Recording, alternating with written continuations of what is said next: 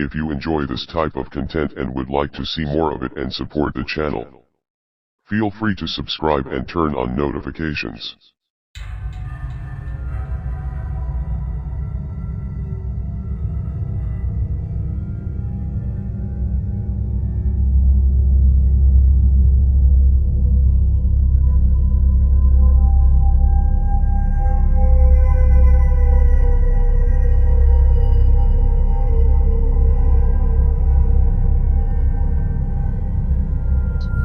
I'd like to preface this story by saying that I love my husband and don't have any history of substance abuse or mental illness.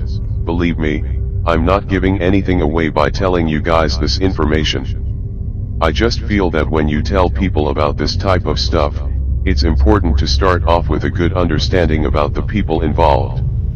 The same goes for my husband, Dean. We were childhood sweethearts and always knew that we were soulmates like twins who were separated at birth. That's what makes my story so difficult to share, but I'll cut to the chase because I don't want to bore you with unnecessary details.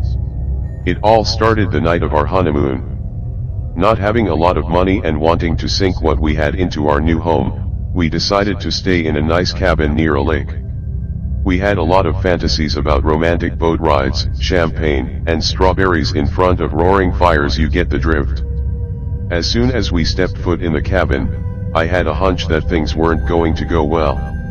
Call it women's intuition, it doesn't matter. It's hard to describe, but I guess the best way to illustrate the atmosphere in the cabin was the sense of death and madness. My heart started palpitating before I even put my bags down. Dean sensed it too, but we decided that it probably just needed airing out, so we opened the windows. But the fresh air didn't help the darkness we felt in the cabin. Being very careful with money, we decided that we would stay, no matter what. We unpacked and decided to go for a walk in the nearby forest, which sloped down to the water. We tried hard to lighten the mood, but the feeling stayed with us everywhere we went. Strange for us, we started to argue about stupid things. Dean started to show disdain at my weak attempts at humor. He scoffed and rolled his eyes, which he'd never done before. There were several times when I felt like he wasn't even himself. Once we got back to the cabin, his nasty new demeanor got worse. I asked him what was wrong and started to cry, which angered him quickly. Just imagine how hard it is to see a man who usually worships the ground you walk on suddenly turn into a psychotic monster. I tried to reason with him, but I soon started to respond in the same way. I became just as aggressive and soon we were at each other's throats. We were so mad, we barely noticed the evil cackling in the background. As a matter of fact, we both blamed each other for the strange events that began to occur. When a mirror fell from the wall in the spare room, smashing into millions of pieces on a carpeted floor, no less, Dean screamed at me from the kitchen, thinking that I had done it. The thing was, I was in the bathroom at the time.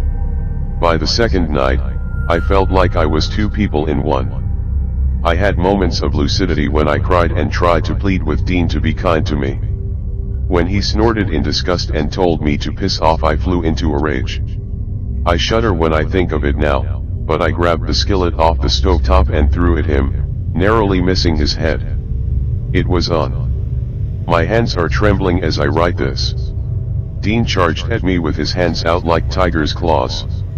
I'll never forget his face, because it wasn't his face at all. My anger prevented me from screaming in fear, as I watched him closing in, looking like an old and twisted madman. His eyes were now dark, where they usually were blue. I felt his hands around my throat, but don't think I stayed still and mute. I felt a banshee screeching from deep inside me. I reached up and scratched his face, while he tried to strangle me. The howls that came from our throats were unholy, but there were other voices howling somewhere deep in the forest. It was so surreal. What stopped me was the sight of the blood trickling down his cheek. It was like I immediately changed back to my original self. Like a trigger, Dean too slipped back into his usual persona, complete with his handsome face. Suddenly we hugged each other desperately. Dean whispered into my ear, "We have to get out of here." I didn't even wait to respond.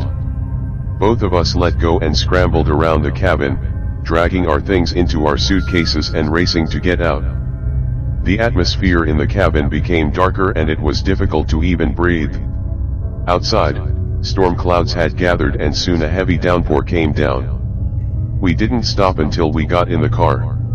Dean started the engine and we sat for a moment, staring at the cabin. It was strange, but we felt like we'd escaped a madhouse.